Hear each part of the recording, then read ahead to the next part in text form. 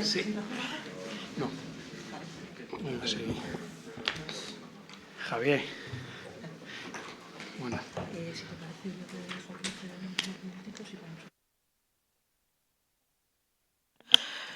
Bueno, pues continuamos ya con la última de las intervenciones, con el director general de Pesca, Acuicultura e Innovación Tecnológica de la Consellería do Mar de la Xunta de Galicia.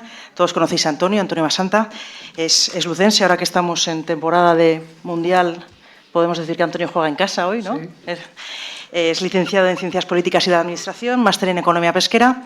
Al principio de la tarde hablábamos de que a lo largo de la jornada íbamos a tener diferentes disciplinas, pues sumamos la experiencia de Antonio, que además ha sido marinero de pesca de embarcaciones, así que podemos contar hoy con un hombre de mar.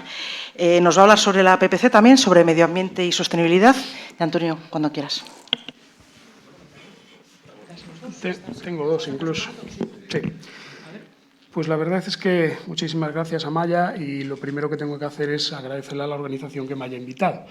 Decía Maya, juego en casa, y juego en casa de verdad, porque la verdad es que solo te faltó decir que era de San Ciprián, que es lo que me define. San Ciprián, desafortunadamente, en cuestiones pesqueras no avanzó como avanzó Celeiro y Burela, pero sí que seguimos teniendo generando cierta actividad, incluso desde varios campos. A mí me ha tocado, en este caso, por suerte, y lo digo siempre, sobre todo cuando hablamos de relevo generacional, yo siempre digo que para mí fue una auténtica suerte y un privilegio poder embarcarme, tener que embarcarme, porque fue la mejor escuela para muchísimas cosas. Entre ellas para entender también y empatizar con ciertas cuestiones que a veces pues no son comprensibles. Lo decía Raúl ahora, él lo ponía como economista, negro sobre blanco, pero es cierto que a veces cuando planteas ciertas cuestiones hay ciertas cosas en las que el análisis DAFO, hablando de economía, hablando de política, surge casi sin necesitar plantearlo mentalmente, sino que uno ya va repasando muchas veces cuáles pueden ser los impactos positivos y negativos. Y a veces nos hace ser más desconfiados. Decía Raúl, con buen criterio, que la pesca con la subida del gasoil pues, seguramente entrará en su conjunto en la Unión Europea en números rojos. Yo creo que es de las cuestiones que hemos repetido desde siempre. Me ha tocado participar en análisis, en consejos de ministros de TAC y cuotas dentro de la delegación de Galicia, representando a las comunidades autónomas, muchas veces, y uno de los criterios que siempre poníamos encima de la mesa cuando hablábamos de la comunicación de las posibilidades de pesca, este documento filosófico que siempre nos presenta la Comisión en junio, que el excesivo triunfalismo en aspectos económicos sobre rendimientos y rendimientos positivos se podía ir al garete con una subida del gasoil ya no de la que estamos hablando, sino muchísimo menor. Con lo cual, las peores predicciones se han cumplido, y a veces, en este caso, la perspectiva económica, yo sé que es difícil, pero creo que vamos a tener que hacer un análisis de economía forense, que es lo que normalmente toca hacer. En este caso, yo no vengo aquí a hablar de mi libro, lo tengo que reconocer. Yo me he aprovechado del trabajo de mucha gente, algunos de ellos aquí presentes, en cuanto a que Galicia, como comunidad autónoma con intereses marítimo-pesqueros, es, yo creo que la más interesada en que se revise la política común de pesca. Digo revisar porque es el mandato que la Comisión Europea tiene para analizar el devenir de esta política. Yo creo que somos todos conscientes que el interés de la Comisión no va por estos derroteros. Yo creo que en ese rumbo siempre se han mostrado esquivos, sumamente esquivos, y yo creo que, como bien decía, y repito porque la intervención de Raúl es muy clarificadora en ese aspecto, y yo me alegro de contar con él en nuestro equipo, porque es bueno ahora a la hora de afrontar este tipo de cuestiones. No tenemos muy claro, como bien decía Pepe, primero, el rendimiento máximo sostenible a veces se demuestra que puede tener fallos. Se demuestra que la obligación de desembarque, alguien lo dijo en la última conferencia que organizó la Comisión en junio. El problema no es tanto si hemos venido desarrollando durante los últimos 30 años estudios para mejorar la selectividad, para mejorar el control, para mejorar la capacidad de valorización de los productos. Hemos desarrollado 101 proyectos y no damos con la tecla. A lo mejor es hora de repensar si lo que tenemos mal planteado es el problema. Y eso, yo sé que es hacer tabula rasa, sobre todo en estas cuestiones, no es fácil. Pero yo creo que es una de las cuestiones que sí debemos asumir si como sector queremos tener futuro. Y yo creo que la Comisión, impulsada muchas veces, porque se lo hemos dicho, yo creo que Aurora y muchos de los que estáis aquí presentes, que tenéis interlocución en Bruselas con frecuencia, se lo hemos dicho, yo creo que por activa, pasiva y perifrástica, en múltiples formatos y con múltiples caminos. Pero no vemos que, si han tomado nota, no se les nota. Nosotros, desde luego, lo que hicimos fue plantear si la Comisión está dispuesta a hacer esa revisión. Nosotros tenemos nuestro análisis y nuestras propuestas plasmadas. Yo creo que hay cuestiones básicas, fundamentales, en las que seguramente estaremos todos de acuerdo, o casi todos, y que pasan en buena manera por plasmar ese tipo de cuestiones. La primera, tiene que ser una respuesta europeísta. A veces nos hacemos...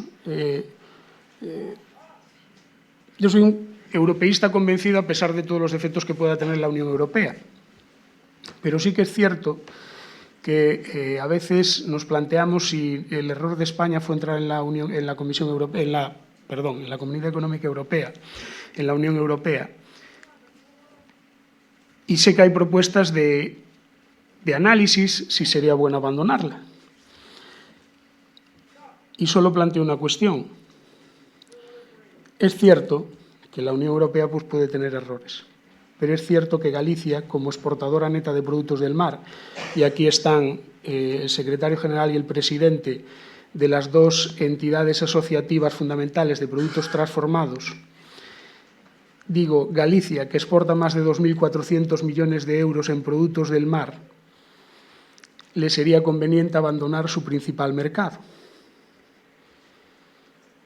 Y eso, a veces, cuando uno, yo creo que todos tenemos claro también que nadie va a pescar por deporte, salvo aquellos que lo podamos hacer un fin de semana o un día en verano. Pero el que va lo hace por rendimiento económico. Y abandonar nuestro principal mercado, yo creo que sería no pegarnos un tiro en un pie, sería pegarse un tiro en los dos pies y además atárselos.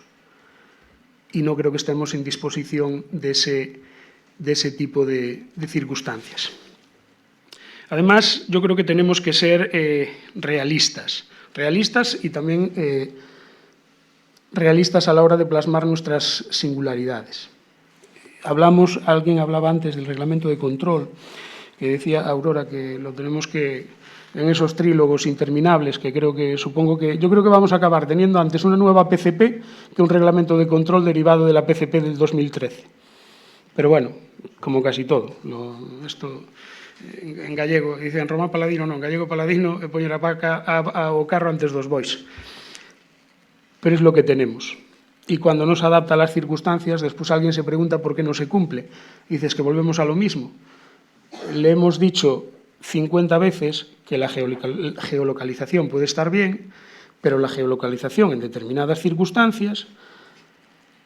Na Mariña no tenemos un marisqueo potente al estilo de las Rías Baixas. Pero es fácil de imaginar la ría de Noia, ustedes tendrán en su mente, puede haber hasta 800 embarcaciones faenando prácticamente todas juntas, en 1 metro, en 20 metros cuadrados puede haber 4. Imagínense las 800 en 1 kilómetro cuadrado, en 1,5 kilómetros cuadrado. nos aporta algo realmente, nos aporta un avance saber que esas 800 embarcaciones están ahí si además las vemos desde tierra. El 85% de las operaciones de pesca artesanal, de pesca de artes menores en Galicia, se realiza a menos de 3 millas de tierra. Nos estamos planteando realmente poner la geolocalización a una embarcación donde además incluso hay muchas que todavía no tienen instalación eléctrica. Dice que alguien se lo lleve en el móvil. Claro, después a ver quién controla toda esa flota, pero ya veo a Aurora o nuestros guardacostas diciendo, mire, es que usted tiene el barco llegando a Vimianzo. Usted se ha metido en una zona natural protegida, se llama Os Ancares. Se ha ido de fin de semana y se ha llevado el teléfono. Llevándolo al absurdo, es esto lo que pasa, a veces. Y cuando uno lo explica, pues es difícil de entender, pero yo creo que a veces hay que llevarlo al absurdo para que se entienda, porque si no, lo explicamos y lo argumentamos. Como decía Pablo antes, me explicaba el tema del xeito, lo puedes argumentar con toda la documentación, que si no tienes... lo importante no es tener la razón, es que te la den. Y si no nos la dan, lo tenemos, hablando en plata, jodido. Y hay una cuestión fundamental. Y en esto sí que es cierto que es uno de los elementos fundamentales de los que Galicia ha venido demandando durante muchísimos años, el level playing field, un campo igualitario de juego. Lo sufrimos en todos los ámbitos, lo hemos demandado en todos los ámbitos. Y yo creo que es de las cuestiones que si una política común, repito, común, de pesca que se precie, si no es igualitaria, lo de común se resquebraja. Y eso también tenemos que dejarlo claro, y los 7 ponentes del dictamen que Galicia ha elaborado sobre la PCP es una de las cuestiones en la que más hincapié han hecho. Y otro de los conceptos que abordamos con bastante fuerza es la consideración de zona altamente dependiente de la pesca. Si uno toma las zonas que se tomaron al principio de las disposiciones de la PCP, casi mejor no serlo, porque todas han quedado prácticamente hechas un erial en términos pesqueros, con lo cual casi mejor que no nos llamen gorrión, que no nos echen trigo, no vaya a ser que nos moramos de sobrealimentación. Pero sí que es una cuestión importante hablar, porque el término altamente dependiente de la pesca ha cambiado. La economía pesquera en Galicia genera aproximadamente el 5% del PIB, es la 4ª rama de la actividad económica más importante, una de las más internacionalizadas, y tiene relación con 76 de las 83 ramas económicas de actividad que hay en nuestra comunidad autónoma. Y hay una cuestión importante: genera alimento. La consellera repite con frecuencia, si no hemos aprendido nada de la pandemia, casi mejor dejarlo y dedicarnos a otra cosa. Si tuviésemos que esperar lo mismo por recibir alimento de algunos otros países lejanos, lo mismo que hemos tardado en recibir mascarillas y respiradores,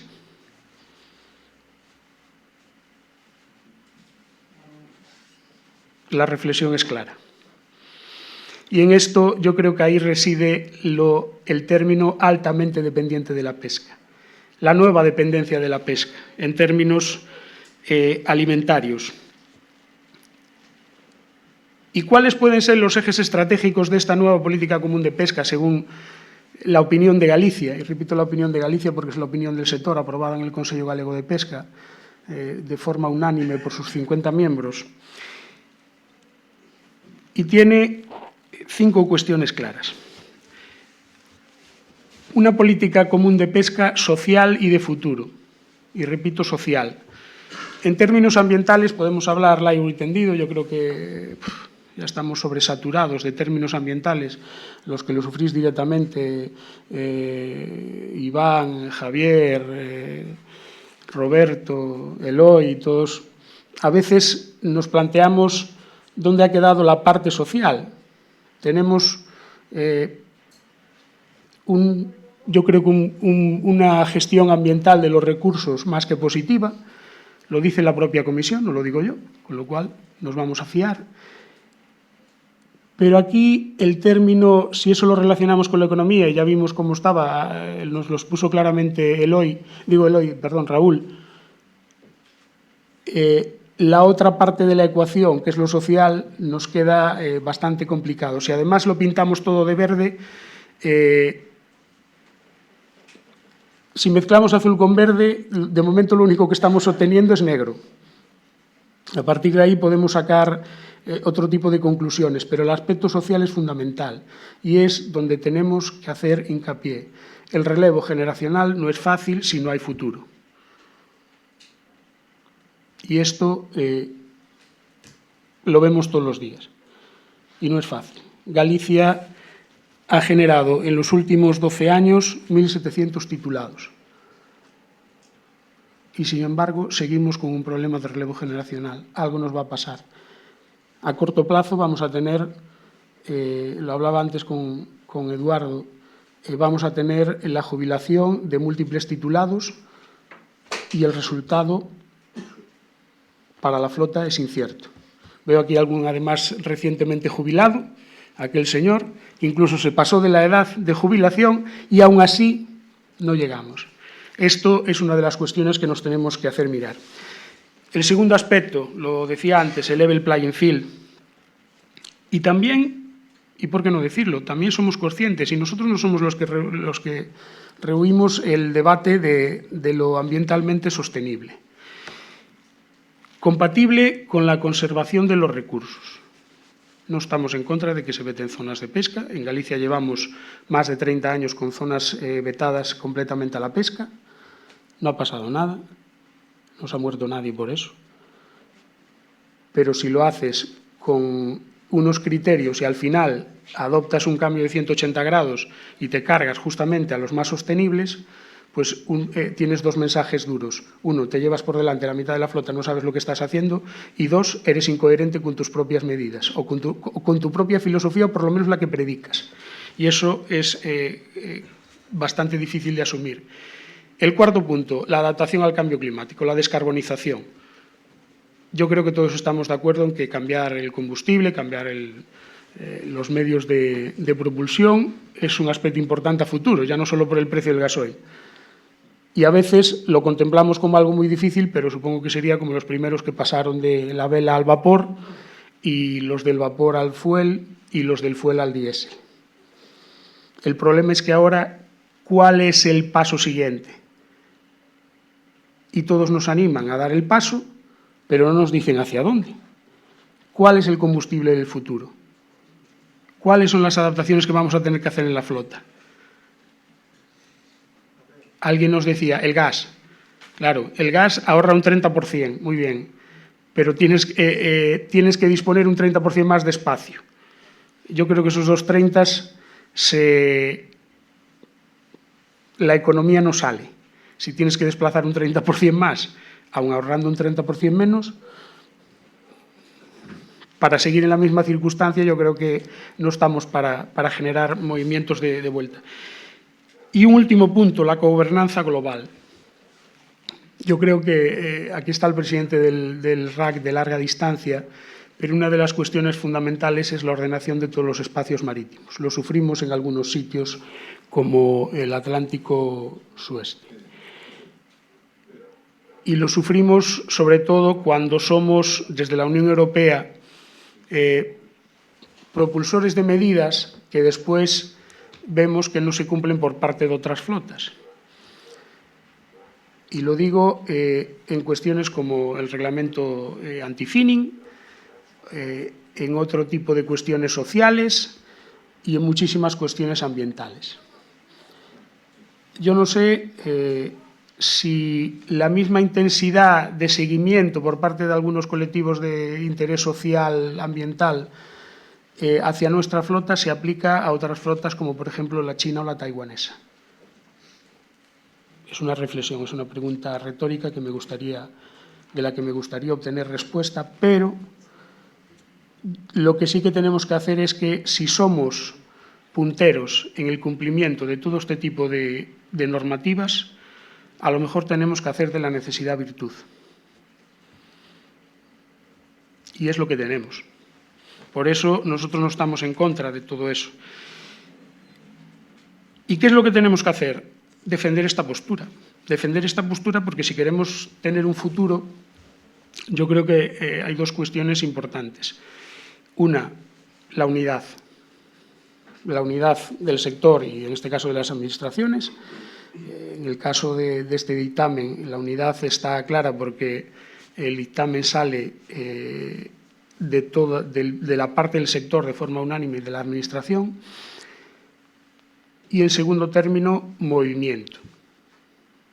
De nada vale tener un informe maravilloso, un dictamen muy vistoso, muy documentado, si al final lo tenemos en un cajón o para forrar una mesa que cojea. Ese tipo de cuestiones, su traslado a Europa y sobre todo su defensa es fundamental. Y yo creo que ahí sí que tenemos un debe. Un debe como sector en conjunto, y cuando hablo de sector en conjunto hablo de las tres partes necesarias para trabajar con el sector, que es el propio sector, la ciencia y la administración. Y yo creo que a veces necesitamos tener mayor presencia en Bruselas, aunque haga mucho frío y llueva. Bueno, no llueve mucho más que la Mariña, pero bueno, en eso lo tenemos, los que lo tenemos asumido, interiorizado y ya controlado, yo creo que tenemos un punto a favor. Pero sí que es importante estar. Y voy acabando, Amaya, solo una cuestión.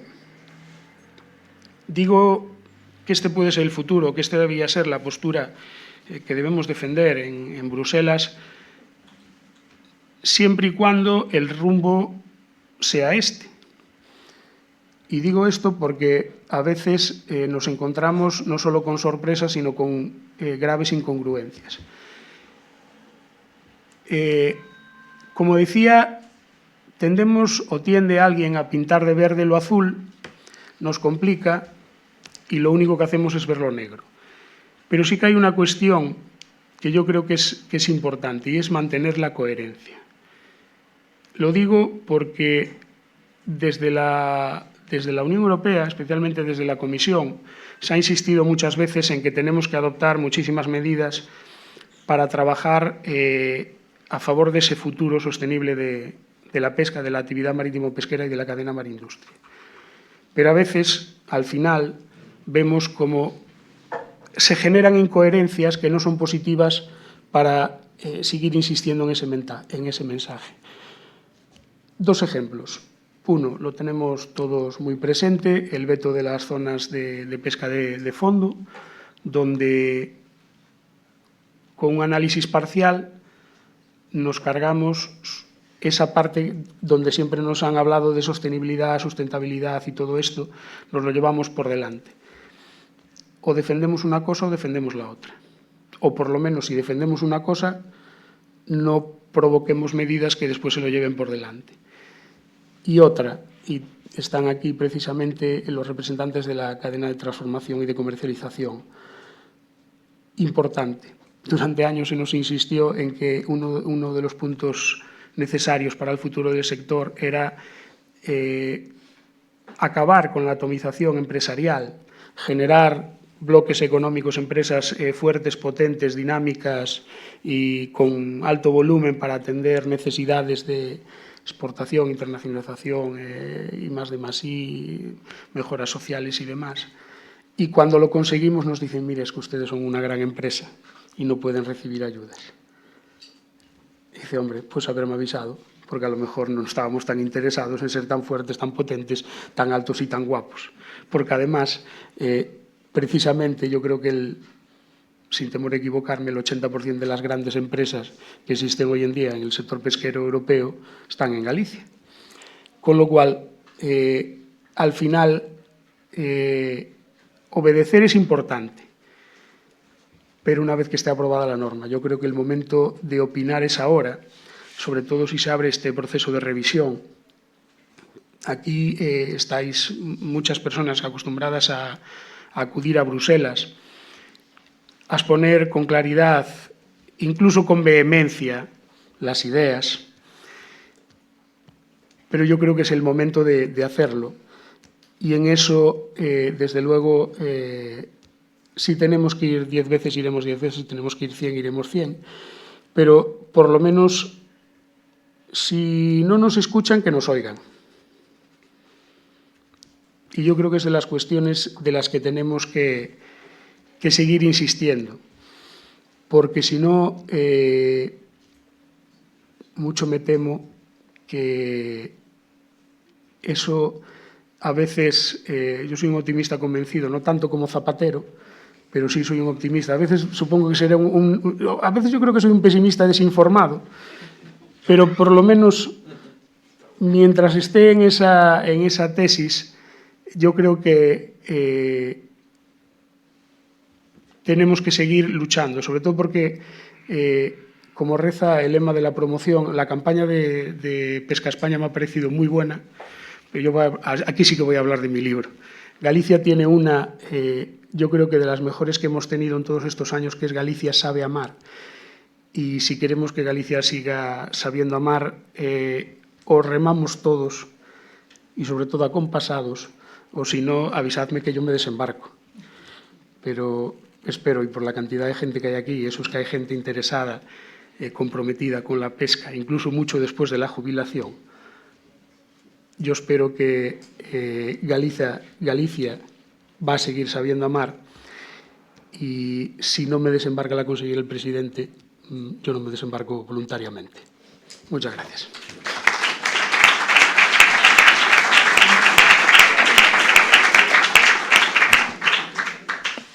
Muchas gracias, Antonio.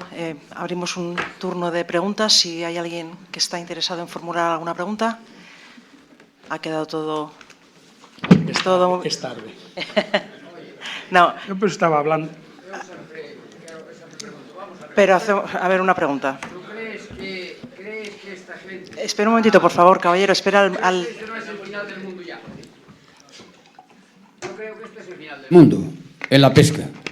Porque como estábamos estos señores con los 87 zonas de veda, que además nunca una esponja cogí en mi vida, mira que son bellos, encima corales que hai nos a barrer, porque cada vez que pegábamos cos corales xa tínhamos unha rabia que non parábamos, e despois que además se reproducen, pareceme que de dúas formas, que non é dunha sola, por lo tanto, entonces, oye, esta xente as plumas de mar nos conozo, que pareceme, entonces, estes señores, tú crees que hai algo do que les dicen ali? Xa marcaron mal hasta as profundidades? Non teñen nin zorra idea, eso para a miña maneira de pensar, a ver que dicen. No sé si hay alguna pregunta más o con esta terminamos para Antonio. Vale, Antonio, cuando quieras. Pepe, eu non me preocupa coincidir contigo nesta cousa.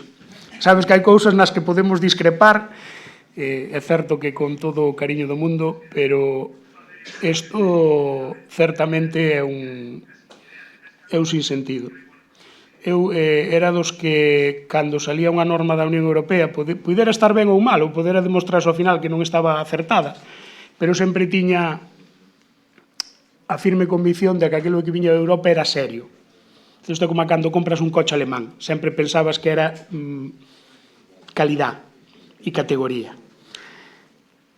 E ca elaboración desta norma eu creo que nin no fondo, nin na forma, non se sustenta.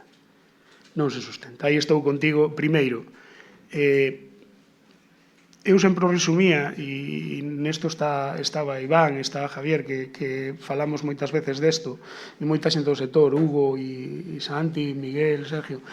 Sempre cando falamos deso, eu teño unha cousa clara, e decías tú, en moitos anos. É dicir, vamos a ver, se temos 87 zonas con hábitats de interés, polo que seña, polas esponxas, polo coral, por tal, e siguen aí, e levamos acreditado que levamos pescando 100 anos en Gran Sol e siglos no Cantábrico e na zona do noroeste, e siguen aí eses hábitats, é que nosotros non somos parte do problema. Non seremos parte da solución, pero non somos parte do problema. Con outra salvedad, ao final, xa sacando o tema da zona das profundidades, que agora temos un problema incluso con zonas que aparecen dentro dos 400 metros según a batimetría da cartografía da Unión Europea ou da Comisión, e, sin embargo, non se chega, pero nin de longe. Xa non é non é que falla a sonda e teña 5 metros de variación, é que hai 50 metros. 50 metros non é asumible.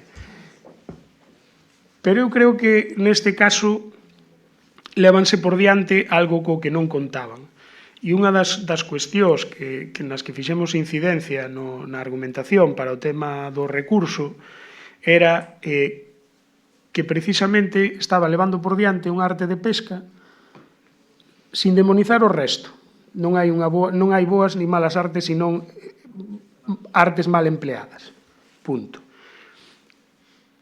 Pero se o problema do contacto co fondo e dos daños no fondo é unha pedra de 10 por 15, un kilo de peso cada 250 metros que leva unha braza de coral para separala do fondo, é dicir, co aparello nunca ou non suele tocar no fondo, por eso non é... Se hai corrientes, se enganchaches, se fixache se tes calquer problema, sí, pero estamos falando da normalidade de todos os días. Se o problema é que en 25 km de largada ocupache 1 metro cuadrado deses 25 km lineales, sinceramente, pareceme pouco serio. Iso por un lado. E por outro lado, facemos o estudio cos datos do arrastre e ao final acabamos aplicando a todas as artes de fondo. Dice, mire, isto é como se vamos a valorar o tráfico solo polo tráfico de camións. Pero despois aplicamos aos turismos. Dice, non, este por aquí non pasa. E dice, pero mire, a mí sóbreme 3 metros de alto e 2 metros de ancho. E temos un problema. E isto... Por iso digo eu que eu cando empezou a salir o tema, empezamos a analizalo, eu estaba en shock, pero non en shock porque quixera rendirme, é que non entendía. E dice, pero esta xente que é tan seria, como nos trae isto?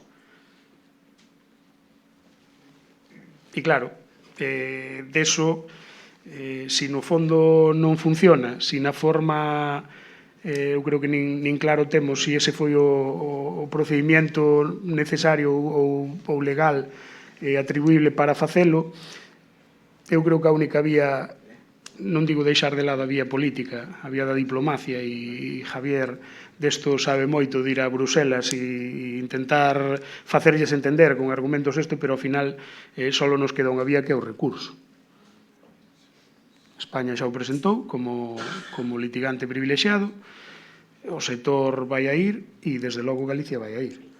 Pero que ademais eu creo que nesta vez temos moita razón e, sobre todo, para que conste. Eu non presupoño, dicen unha certa colectividade deste país, pleitos tengas aunque los ganes. Pero neste caso non nos queda outra. E eu creo que contra a sinrazón ou a falta de razón, como mínimo temos que intentar. Porque, desde logo, eu non sei se este é o final, pero que nos acerca moito, sí. En peores plazas temos toreado, e se botas a vista atrás, que tes moita experiencia, crisis do gasoil ano 73, as 200 millas, o tema da entrada da Unión Europea e múltiples episodios, pero sí que é certo que nesto o que non contábamos é que quen nos empuxara hacia o final fose precisamente quen nos tiña que defender. E iso ás veces doe, porque nunha conversación en Bruselas, a propia directora general Mare acaba confesando, dice, mire, que nosotros temos un problema económico en Galicia, é dicir, isto fainos fosfatina, pero que nos fai fosfatina empezando pola flota de artes menores e hai un desplazamiento do esforzo pesqueiro cara ás zonas onde traballan. E, ademais, nosotros non podemos prescindir da economía pesqueira porque generamos moitísimos millóns de euros. E, bueno, pues, terán ustedes que cambiar de modelo productivo. E depois nada, entonces teremos que cambiar de modelo productivo e eu supoño, lanzo a idea para o ano que ven, en vez de ser un foro de pesca, será un foro de turismo. Pero non me vexo eu reconvertindo a todo o sector en camareros. E eu creo que é fundamental. E, ademais, sobre todo cando nesta comarca vemos dous pueblos que entre os dous generan moitísimos empleos directos, máis de 130 millóns de euros de facturación, pero que generan en salarios moito máis que a principal empresa reconocida desta comarca. E iso non é un tema menor. co cual eu só espero ter suerte co recurso e, aínda que seña por un solo xuez de ventaxa, que nos den a razón. Muchísimas gracias, Antonio. Por de pronto esperamos vernos el año que viene otra vez en este foro. Con esto concluimos la jornada de hoy. Nos vemos mañana. Gracias, Aurora. Gracias, Raúl. Gracias, Antonio. Y gracias a todos vosotros. Mañana nos vemos a las 10. Empezará Iván. Gracias.